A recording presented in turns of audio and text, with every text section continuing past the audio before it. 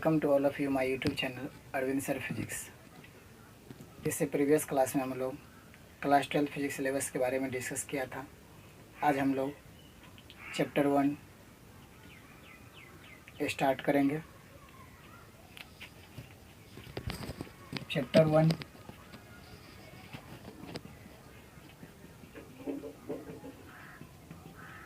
Electrostatics. ये जो chapter है बोर्ड एग्ज़ाम के लिए बहुत ही इम्पोर्टेंट है।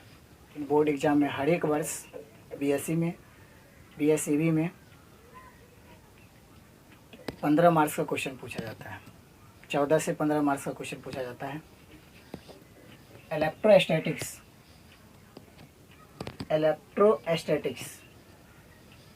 इलेक्ट्रो का मतलब चार्ज होता है, स्टैटिक्स का मतलब रेस्ट होता है। तो इलेक्ट्रोस्टैटिक्स किन दो शब्द से मिलकर बना हुआ है? तो आंसर है इलेक्ट्रो प्लस स्टैटिक्स। क्या है? Electro plus statics. तो क्या चार्ज इस चैप्टर में रेस्ट में रहेगा? जी हाँ मेरे दोस्तों, चार्ज इस चैप्टर में रेस्ट में ही रहेगा। चार्ज इस चैप्टर में किस में रहेगा? रेस्ट में ही रहेगा।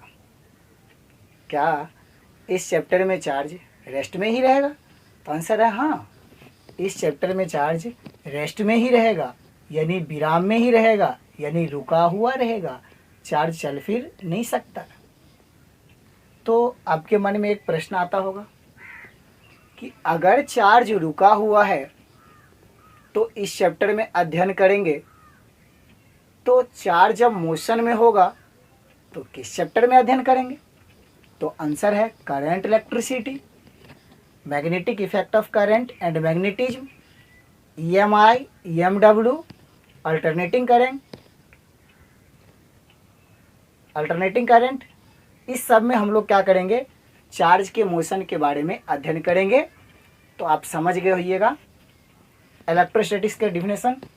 तो इलेक्ट्रोस्टैटिक्स के डिफिनेशन को बताने से पहले मैं आपको बता दूं, इसमें दो पॉइंट जो बहुत इंपॉर्टेंट है, एक चार्ज और एक रेस्ट। तो चार्ज किस में रहेगा? रेस्ट में रहेगा। तो चलिए इसका डिफिनेशन हम लोग लिखते हैं। It is the branch of physics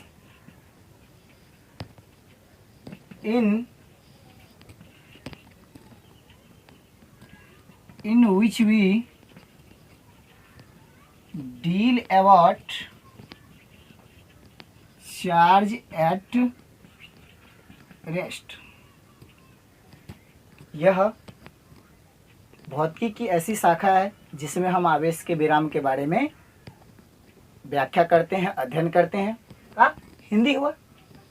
तो इसमें देखिए ये अंडरलाइन कर दीजिए चार्ज को, और ये चार्ज किस में रहेगा? रेस्ट में। तो चार्ज, अब पॉइंट क्या आता है? चार्ज को सबसे पहले खोज किए थे थेल्स साहब ने, और उन्होंने ये बताया कि अंबर, सिल्क, कैट स्किन को आपस में रगड़ा जाए तो ये एक दूसरे को अट्रैक्ट कर लेते हैं। उन्होंने क्या बताया कि अंबर, सिल्क, कैट स्किन को अगर रगड़ा जाए तो ये दोनों एक दूसरे को अट्रैक्ट कर लेते हैं। उसके खोज के बाद 2000 ईस्वी तक इस चीज़ पे कोई चर्चा नहीं किए, कोई वैज्ञानिक चर्चा नहीं किए। 2000 ईस्वी के बाद अप्रॉक्सीमेट 1600 ईस्वी में डॉक्टर गिलबर्ट साहब आए। उन्होंने अपने एक्सपेरिमेंट के आधार पर सिद्ध करके बताए कि केवल ये 3-4 ऑब्जेक्ट ही नहीं है, इस वर्ल्ड के लाखों ऑब्जेक्ट है जो एक दूसरे को अट्रैक्ट करते हैं। Glass, wool, dry hair, ebonite rod, etc के बारे में वो बताए। उसके बाद आए थॉमस ब्राउन साहब। थॉमस ब्राउन साहब तो उन्होंने यह बताए कि बहुत सारे ऑब्जेक्ट एक दूसरे को अट्रैक्ट ही केवल नहीं करते हैं, वे एक दूसरे को रिपेल भी करते हैं, यानी आकर्षित ही नहीं करते हैं, वो एक दूसरे को प्रतिकर्षित भी करते हैं, विकर्षित भी करते हैं। इसके बारे में बताए कौन? थॉमस ब्राउन साहब। और उन्होंने यह भी चर्चा की, जब हम दो बॉडी को रगड़ते हैं, जब हम दो बॉडी को आपस में रगड़ते हैं तो जिस गुण के कारण वो एक दूसरे को अट्रैक्ट कर लेते हैं या रिपेल कर देते हैं, उसी का नाम इलेक्ट्रिसिटी रखा गया। उसी का नाम क्या रखा गया? इलेक्ट्रिसिटी रखा गया। जो बॉडी, जो मैटर, जो सबस्टेंस जिस गुण के कारण चार्ज हो जाते हैं, उसी का नाम इलेक्ट्रीफाइड रखा गया। कौन रखे? थॉमस ब्राउन साहब ने। तो आप समझ गए होंगे चार्ज के बारे में। उसके बाद आए बेंजामिन फ्रैंकलिन साहब। उन्होंने बताया कि जब हम दो बॉडी को रगड़ते हैं, ग्लास रॉड को सिल के साथ रगड़ते हैं, तो ग्लास पे प्लस चार्ज और सिल पे माइनस चार्ज होता है। ग्लास को सिल के साथ रगड़ते हैं तो ग्लास पे प्लस चार्ज और सिल पे माइनस चार्ज होता है। तो प्लस माइनस साइन को इंट्रोड्यूस कौन किए थे? तो sir Benjamin Franklin. Plus minus sign introduce was sir Benjamin Franklin. याद रहेगा। प्लस माइनस चिन्ह की व्याख्या किसने किया था? प्लस माइनस चिन्ह के बारे में कौन बताए थे? तो सर बेंजामिन फ्रैंकलिन ने ही बताया था। अब दो ग्लास रॉड को एक सिल के साथ रगड़ देंगे और उसको लटका देंगे किसी रूप के सहारे। जब दो ग्लास रॉड को एक दूसरे के पास लाएंगे तो वो एक दूसरे को दूर भगाएगा, वो एक दूसरे को रिपेल करेगा, वो एक दूसरे को भगा भगा के मारेगा। लेकिन जब एक ग्लास रॉड को सिल के पास लाएंगे, ग्लास रॉड को सिल के पास लाएंगे, तो क्या होगा? सिल्क और ग्लास रॉड एक दूसरे को अट्रैक्ट कर लेंगे। क्या करेंगे? एक दूसरे को अट्रैक्ट कर लेंगे। तो आप समझ गए होंगे। जब हम दो बॉडी को चार्ज करते हैं तो उसमें अपोजिट नेचर का साइन आ जाता है। जब हम दो बॉडी को चार्ज करते हैं, जब हम दो बॉडी को रगड़ते हैं, तो उसमें अपोजिट नेचर का साइन आ जाता है। यानी एक पे प्लस तो दूसरा पे माइनस। ये बात आप समझ गए हैं। एक पे प्लस तो दूसरा पे माइनस। तो प्लस माइनस चिन्ह की व्याख्या कौन किए थे? तो सर बेंजामिन फ्रैंकलिन ने किए थे। तो चलिए अब हम लोग चार्ज के बारे में लिखते हैं। Charge is the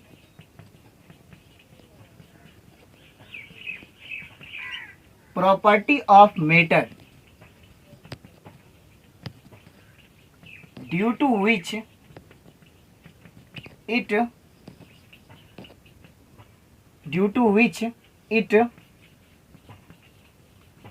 produces electric and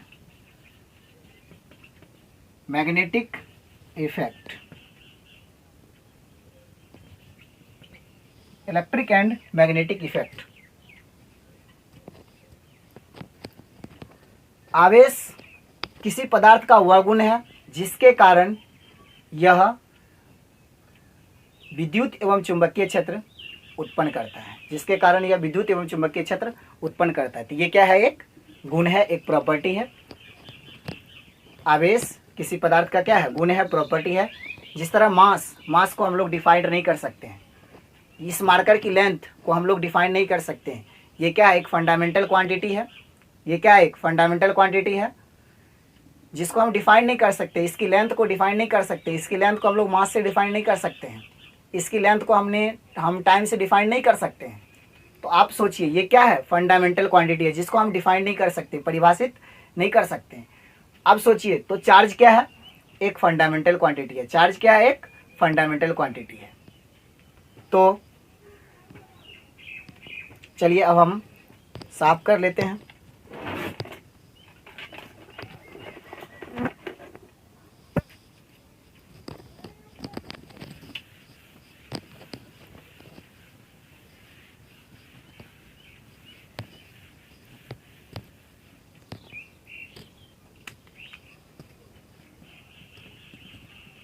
charge is a fundamental quantity.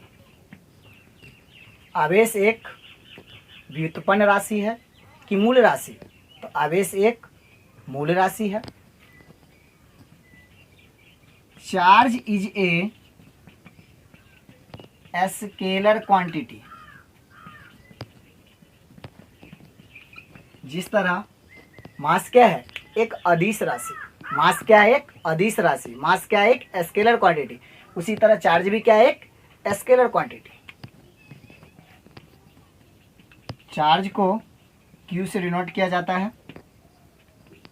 Formula होता है करंट I गुने time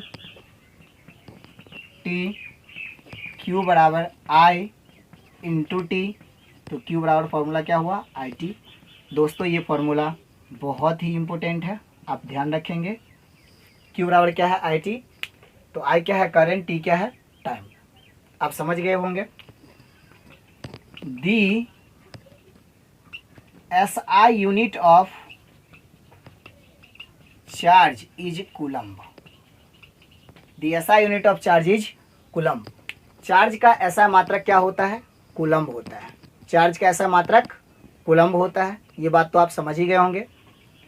charge is a fundamental quantity. Charge एक क्या है, मूल राशि है। जिस तरह हम लोग मास को डिफाइन नहीं कर सकते उसी तरह चार्ज को भी डिफाइन नहीं कर सकते हैं, डिफाइन नहीं कर सकते हैं, इसलिए चार्ज क्या है, एक मूल राशि है। Charge is a scalar quantity. Charge एक अदिश राशि है। चार्ज बराबर फॉर्मूला होता है करंट I गुने टाइम T। Q बराबर IT। Q बराबर IT। Q बराबर चार्ज, Q बराबर क्या होगा फॉर्मूला, IT। दी ऐसा unit of charge is coulomb. Charge का ऐसा मात्रक क्या होता है, कूलम होता है। तो आप ध्यान रखेंगे, charge is a fundamental quantity, charge is a scalar quantity, charge Q बराबर फॉर्मूला IT, चार्ज का ऐसा मात्रक कूलम। चलिए अब हम साफ कर लेते हैं बोर्ड को।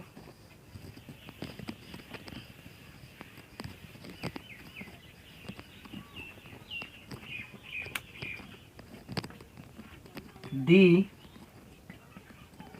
CGS unit of charge is stat coulomb.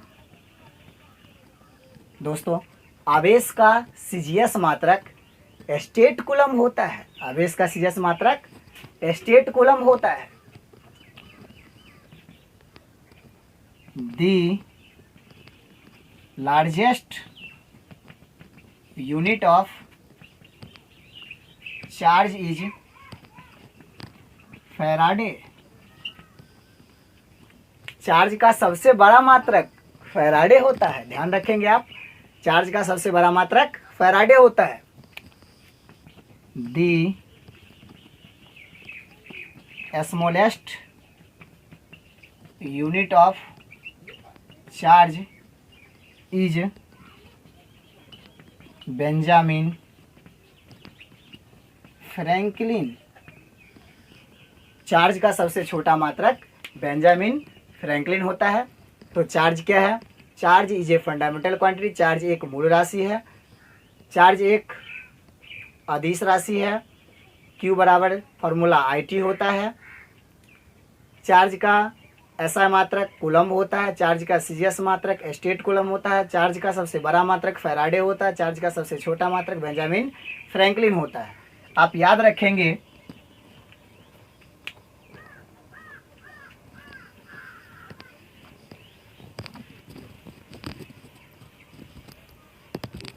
One Faraday बराबर 96,500 कूलम होता है।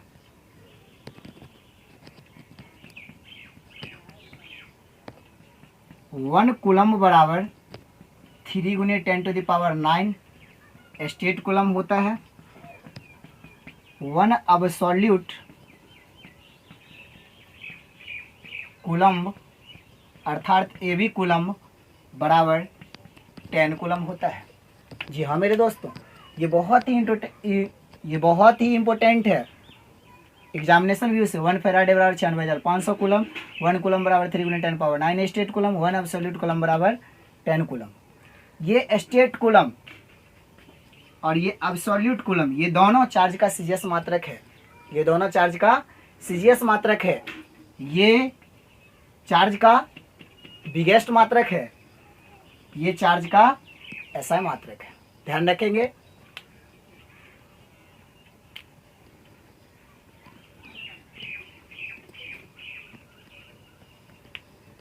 चलिए अब हम लोग कुछ इंपॉर्टेंट पॉइंट के बारे में बात कर लेते हैं।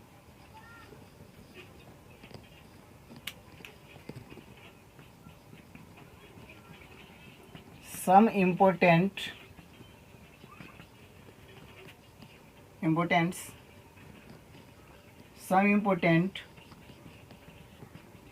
Point for charge. आवेश के लिए कुछ मुख्य बिंदुएं। पहला है, जब हम रब्ड करते हैं, जब सिल्क को कैट स्किन के साथ रब्ड करते हैं तो क्या होता है? घर्षण होता है। घर्षण के कारण ये कागज़ के छोटे छोटे टुकड़े को क्या करता है? अट्रैक्ट कर लेता है। तो ये एक प्रॉपर्टी आ जाता है उसके अंदर। तो जब वो अट्रैक्ट कर लेता है तो किस गुण के कारण? तो आंसर है फ्रिक्शन के कारण। अब सोच के देखिए, क्या इलेक्ट्रोस्टैटिक्स को फ्रिक्शन इलेक्ट्रिसिटी भी बोल सकते हैं? जी हाँ मेरे दोस्तों। तो लिखते हैं, electrostatics is also known as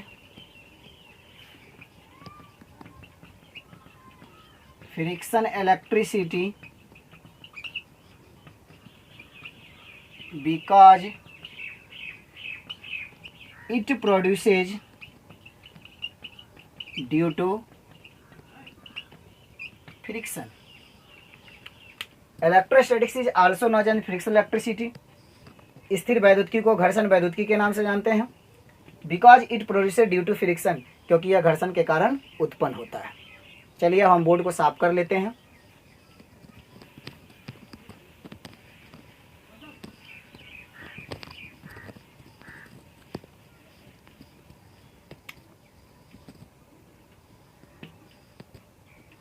अब दूसरा पॉइंट के बारे में डिस्कस करते हैं। दूसरा पॉइंट होता है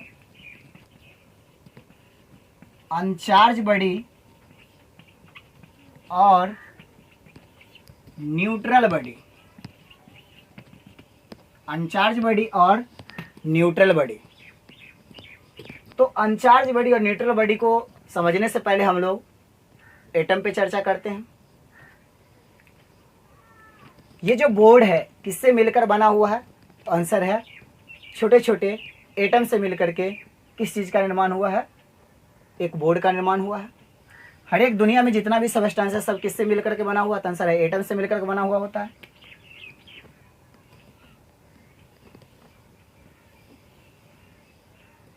ये बीच का जो पार्ट आप दिख रहे हैं इसको बोलते हैं न्यूक्लियस। ये क्या है? न्यूक्लियस। जिसमें कौन रहता है? जिसमें रहता है कौन? तो आंसर है प्रोटॉन और न्यूट्रॉन। कौन कौन रहता है? प्रोटॉन और न्यूट्रॉन। इसके बाद इस ऑर्बिटल में कौन रहता है? तो आंसर है इलेक्ट्रॉन। इलेक्ट्रॉन क्या करता है? चक्कर लगाता है। इलेक्ट्रॉन क्या करता है? चक्कर लगाता है। ये प्रोटॉन, न्यूट्रॉन और इलेक्ट्रॉन ये तीनों क्या है? फंडामेंटल पार्टिकल है। ये तीनों क्या है? फंडामेंटल पार्टिकल्स है। समझ रहे मेरे दोस्त? ये तीनों प्रोटॉन और न्यूट्रॉन और इलेक्ट्रॉन ये तीनों क्या है? फंडामेंटल पार्टिकल्स है। इलेक्ट्रॉन पे चार्ज होता है, प्रोटॉन पे चार्ज होता है, लेकिन न्यूट्रॉन पे चार्ज नहीं होता है। तो प्रोटॉन के एटम के अंदर वाले भाग में न्यूक्लियस में कितना चार्ज होता है? Plus charge. बाहर कितना रहता है? Minus charge. Outer most orbit में कितना चार्ज आता है? Minus charge. जितना प्लस उतना माइनस। तो जितना प्लस जितना प्लस उतना माइनस, तो एटम इज इलेक्ट्रिकली न्यूट्रल, यानी कैंसिल कर देगा तो कितना होगा 0। तो अब आपसे क्वेश्चन पूछा जाएगा क्या एटम पे चार्ज होता है, तो आंसर है यस, एटम पे चार्ज होता है, एटम पे चार्ज होता है। तो एटम पे चार्ज कितना होता है, तो जितना प्लस उतना माइनस होता है, जितना प्लस उतना माइनस होता है। तो एटम पे नेट चार्ज कितना होता है, तो आंसर है एटम पे नेट चार्ज 0 होता है। याद रखेंगे एटम पे नेट चार्ज 0 होता है। ये प्रोटॉन और न्यूट्रॉन्स वाले जो पार्ट है इसको हम लोग क्या बोलते हैं, न्यूक्लियॉन्स बोलते हैं। इसी पार्ट का नाम क्या रखे हैं, ये जो न्यूक्लियस है किससे डेवलप हुआ है, तो आंसर है न्यूक्लियॉन से डेवलप हुआ है। किससे डेवलप हुआ है, न्यूक्लियॉन से डेवलप हुआ है। ये इलेक्ट्रॉन बाहर क्या करता है, चक्कर लगाता है। इससे यहाँ एक क्वेश्चन जनरेट होता है, बोर्ड एग्जाम पूछता है क्या इलेक्ट्रॉन का मास ज़्यादा होगा या प्रोटॉन का मास। क्वेश्चन क्या पूछता है बोर्ड एग्जाम में, आप बताएंगे कि इलेक्ट्रॉन का मास ज़्यादा होगा या प्रोटॉन का मास, तो आंसर है इलेक्ट्रॉन का मास कम होगा, प्रोटॉन का मास ज़्यादा होगा। आप सोचिए, आप थोड़ा सोचिए, इमेजिन कीजिए, अगर जो घर में है वो तो कोई वर्क करेगा नहीं, लेकिन जो बाहर जाएगा वो तो वर्क करेगा। तो घर में रहती है कौन, आंसर है महिला। खाती पीती है कौन, आंसर है महिला। काम करता है कौन, आंसर है इलेक्ट्रॉन। जो बेचारा काम करेगा, घूमेगा फिरेगा कौन, इलेक्ट्रॉन। जो बेचारा काम करेगा, आप सोचते होंगे वो दुबला पतला होगा, इसलिए इलेक्ट्रॉन का मास क्या होता है, कम होता है। और जो घर में बैठेगी उसका वेट तो क्या होगा, ज़्यादा होगा, मास क्या होगा, ज़्यादा होगा। अब सोचिए, तो इलेक्ट्रॉन का मास क्या होगा, कम होगा, और प्रोटॉन का मास क्या होगा, ज़्यादा होगा। जी हाँ मेरे दोस्तों, समझ गए होंगे आप। यानी इलेक्ट्रॉन का जो मास है वो ज़्यादा होता है, लेकिन प्रोटॉन का मास है क्या होता है, कम होता है। ऐसा है क्या, आंसर है नो, इलेक्ट्रॉन का मास कम होता है, प्रोटॉन का मास ज़्यादा होता है। अब चलिए हम बात करते हैं अनचार्ज बॉडी के बारे में। अनचार्ज बॉडी वह बॉडी होता है जिसपे इलेक्ट्रॉन प्रोटॉन इक्वल हो। अगर इलेक्ट्रॉन की संख्या प्रोटॉन की संख्या के बराबर हो तो हम कह सकते हैं ये अनचार्ज बॉडी है। बोलेंगे कि नहीं बोलेंगे, बोलेंगे ना, हाँ अनचार्ज बॉडी है। अब देखिए, थोड़ा इसको मिटा लेते हैं।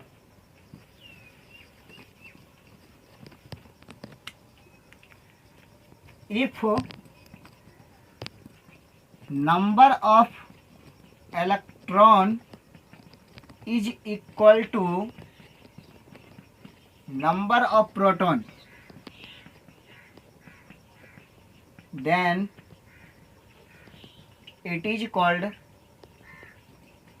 uncharged body और न्यूट्रल बॉडी। आप सोचते होंगे अनचार्ज बॉडी और न्यूट्रल बॉडी किसे कहते हैं। अगर इलेक्ट्रॉन की संख्या प्रोटॉन की संख्या के बराबर है तो उसे हम लोग क्या बोलेंगे, अनचार्ज बॉडी बोलेंगे। या अगर किसी वस्तु में इलेक्ट्रॉन की संख्या प्रोटॉन की संख्या के इक्वल है तो क्या बोलेंगे, उसे अनचार्ज बॉडी बोलेंगे, अनावेशित वस्तु बोलेंगे या उदासीन वस्तु बोलेंगे। तीसरा पॉइंट आता है इसमें चार्ज बॉडी का।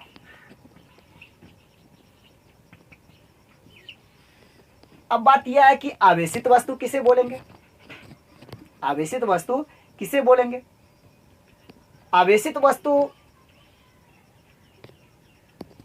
आप समझ रहे होंगे, अगर प्रोटॉन की संख्या ज़्यादा हम कर दे, इलेक्ट्रॉन की संख्या कम कर दे, तो वो पॉजिटिवली चार्ज बॉडी हो जाएगा।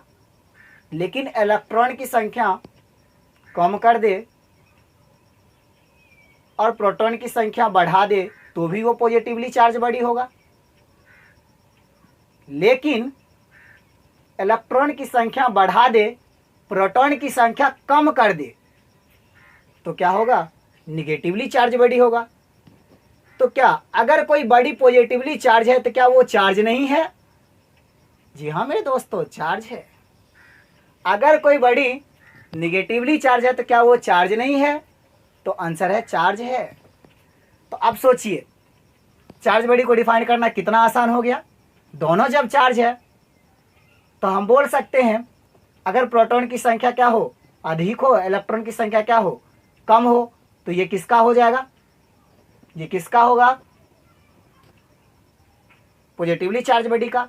अगर इलेक्ट्रॉन की संख्या अधिक हो, प्रोटॉन की संख्या कम हो, तो किसका डेफिनेशन हो जाएगा? निगेटिवली चार्ज बॉडी का। लेकिन अगर हम बोले ऐसा वस्तु जिसपे कुल आवेश शून्य नहीं हो, कुछ ना कुछ तो चार्ज होना चाहिए ना। शून्य होगा, जीरो होगा नहीं ना, कुछ ना कुछ तो होना चाहिए ना। या तो पॉजिटिव ज़्यादा होना चाहिए या तो निगेटिव। अगर पॉजिटिव ज़्यादा हुआ तो कैसा चार्ज? पॉजिटिवली। अगर निगेटिव ज़्यादा हुआ तो कैसा चार्ज? निगेटिव। आप इसे दूसरे भाषा में ऐसा बोल सकते हैं, efficiency of electron is known as positive charge, deficiency of electron is known as negatively charge. या ऐसे बोल सकते हैं, deficiency of electron is known as positively charge, excessive of electron is known as negative charge. अब देखिए,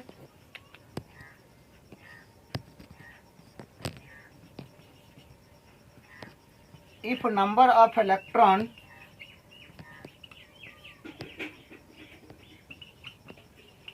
does not equal to number of proton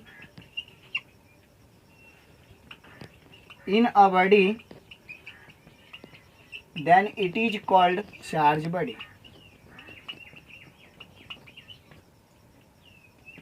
अगर electron की संख्या प्रोटॉन की संख्या के इक्वल नहीं है तो उसे हम लोग क्या बोलेंगे? Charge body. आप समझ गए होंगे चार्ज बॉडी के बारे में। अब चलिए बोर्ड को साफ कर लेते हैं। कहाँ पे हम लोग थे पहले छोड़े हुए? चार्ज के बारे में जब डिस्कस किए थे तो हमने बताया था कि प्लस माइनस साइन की व्याख्या कौन किए थे, प्लस माइनस साइन को इंट्रोड्यूस कौन किए थे? सर बेंजामिन फ्रैंकलिन ने किए थे। अब देखिए यहाँ पे लिख देंगे plus minus sign introduced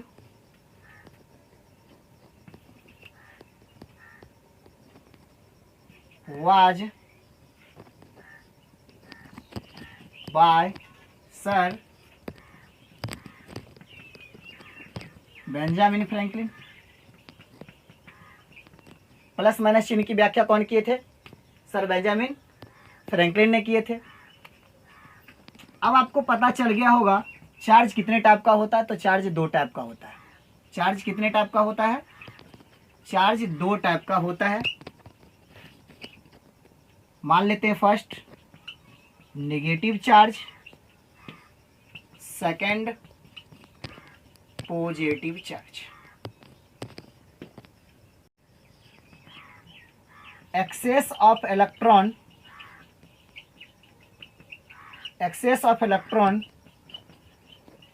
is known as negative charge, deficiency of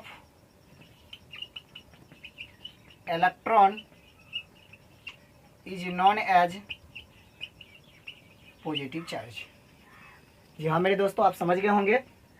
access of electron, अगर इलेक्ट्रॉन अधिक होती है, अगर इलेक्ट्रॉन की अधिकता हो तो उसे हम लोग क्या बोलेंगे? Negative charge. अगर इलेक्ट्रॉन की कमी हो तो उसे क्या बोलेंगे हम लोग? Positively charge. ये आप समझ गए होंगे। चलिए अब हम बोर्ड को साफ कर लेते हैं। तो प्लस माइनस चिन्ह की व्याख्या कौन किए थे? प्लस माइनस चिन्ह की व्याख्या किसके द्वारा हुआ था? सर बेंजामिन फ्रैंकलिन के द्वारा। चार्ज कितने टाइप का होता है? चार्ज दो तरीका का होता है, एक पॉजिटिव और एक negative. Mass of electron, mass of electron जो होता है 9.11 गुने 10⁻³ kg। मास ऑफ प्रोटॉन होता है 1.67 गुने 10⁻27 kg।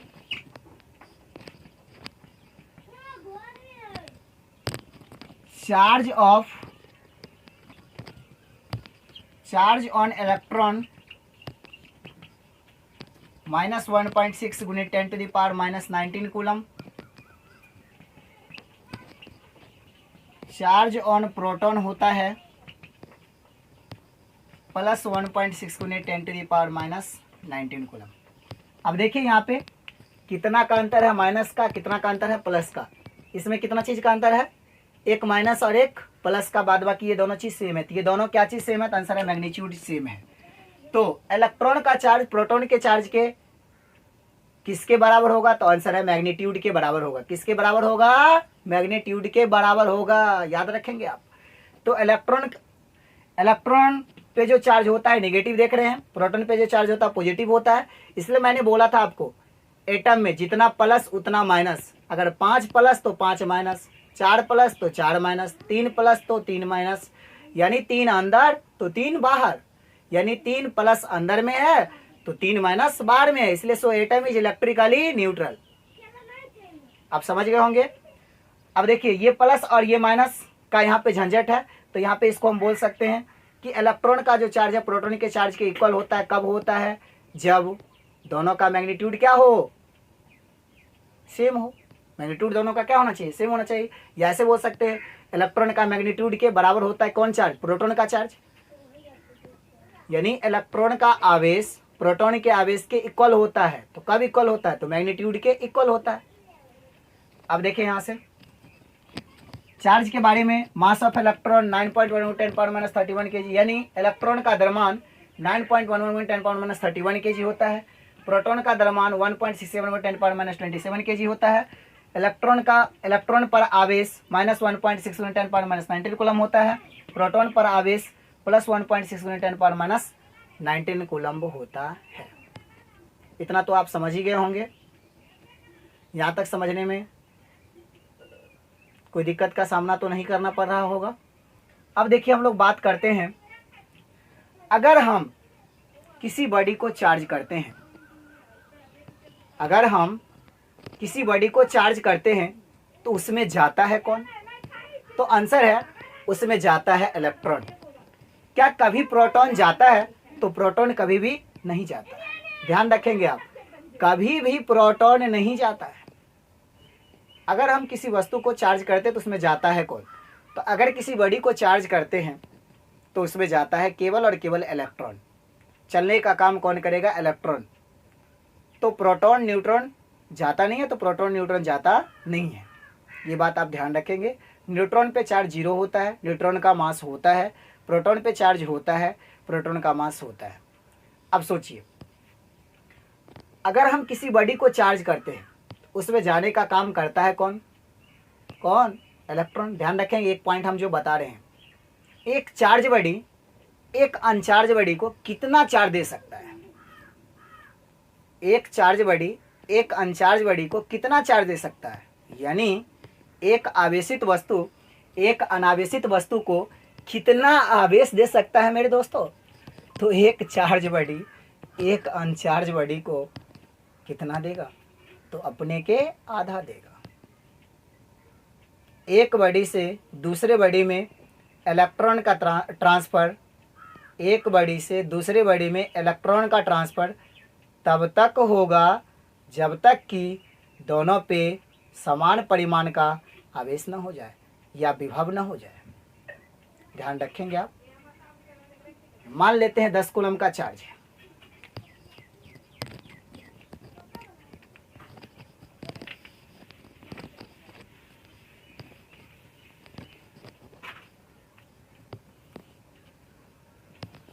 इस बॉडी पे 10 कूलम का चार्ज है और इस पे नेट चार्ज क्या है, 0 है। नेट चार्ज क्या है, 0 है। जब हम इससे एक वायर लगा दिए तो चार्ज का ट्रांसफ़र होगा, तो ये कहेगा दे। तो 10 में से मान लीजिए इन्होंने दिया 2 कूलम, इन्होंने कितना दे दिया, 2 कूलम। तो इसके पास आ कितना गया, 2 कूलम। अब इसके पास बचा कितना, 8 कूलम। ये कहा और दे, ये कहा और दे। अब देखिए ये दिया 3 कूलम का, ले लो कितना हो गया, 5 कूलम। ये भी कितना हो गया, 5 कूलम। अब कहता है और दे, ये बोला भाग, अब नहीं देंगे। ये इसको कट कर दीजिए, इसको हटा दीजिए। तो दोनों पे चार्ज क्या हो गया, इक्वल हो गया, बराबर हो गया। अब ये दे नहीं सकता है। तो एक चार्ज बॉडी का एक अनचार्ज बॉडी में जो ट्रांसफ़र होता है वो कितना होता है, अपने का आधा होता है। ध्यान रखेंगे आप। तो एक चार्ज बॉडी एक अनचार्ज बॉडी को कितना चार्ज दे सकता है? अपने का आधा। तो एक धनी व्यक्ति एक गरीब व्यक्ति को कितना ऋण दे सकता है, कितना धन दे सकता है? तो अपने का आधा दे सकता है, उससे ज़्यादा नहीं देगा। तो आप समझ गए होंगे। अगर किसी बॉडी को हम चार्ज करते हैं तो उसमें जाने का काम कौन करता है? इलेक्ट्रॉन, प्रोटॉन बेचारा कभी नहीं जाता है। उसके बाद आप ये भी समझ गए होंगे, एक चार्ज बॉडी को एक अनचार्ज बॉडी कितना चार्ज दे सकता है? तो अपने से आधा देगा। ये बात भी आप समझ गए होंगे। अब हम लोग अगला क्लास में बात करेंगे मेथड ऑफ चार्जिंग। क्या बात करेंगे? Method of charging. Method of charging, आवेशित करने की विधि के बारे में। पहला होता है बाय रबिंग मेथड, दूसरा होता है बाय कंडक्शन मेथड, तीसरा होता है बाय इंडक्शन मेथड। क्या क्या बात करेंगे? Bye rubbing method, bye conduction method, by induction method. Rubbing मतलब घर्षण विधि के द्वारा या रगड़ कर। कंडक्शन का मतलब बिना छुए कि छुए। और इंडक्शन का मतलब बिना छुए। तो याद रखेंगे आप 3 पॉइंट। किसी बॉडी को कितने तरीका से चार्ज कर सकते हैं? 3 तरीका से, रगड़ कर, छूकर, बिना छुए। याद रखेंगे, रगड़ कर, छूकर, बिना छुए। तो किसी बॉडी को चार्ज करने का कितना तरीका? 3 तरीका, bye rubbing method, bye conduction method, by induction method. तो रगड़ कर, छूकर, बिना छुए। तो जी हाँ मेरे दोस्तों, आज का क्लास यहीं रखते हैं। फिर नेक्स्ट क्लास में हम लेक्चर 2 में मेथड ऑफ चार्जिंग के बारे में डिस्कस करेंगे। तो प्लीज़ मेरे चैनल को लाइक करना, सब्सक्राइब करना, कमेंट करना, शेयर करना और बेल आइकन को प्रेस करना बिल्कुल ना भूलेंगे। चलिए, थैंक्स।